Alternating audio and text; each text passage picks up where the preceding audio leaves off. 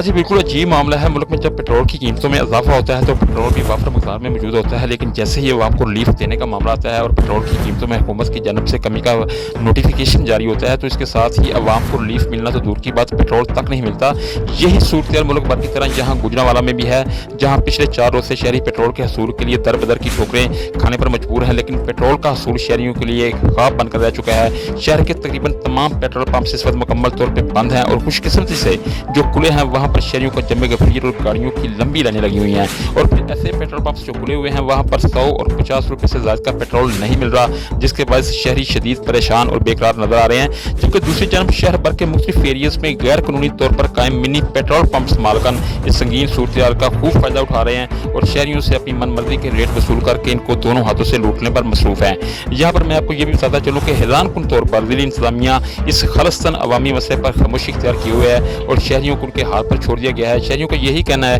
कि ज़िली इंतजामिया जिस तरह कोरोना SOPs पर अमल दरामद करवाने के लिए आजकल इंतहाई मुतहरक और फाल नजर आ रही है, इसी तरह पेट्रोल की मसनूई किल्लत पैदा करके शहरियों को परेशानियों से दो चार करने वालों को बनाए इबरतनाक सजा दे। जी।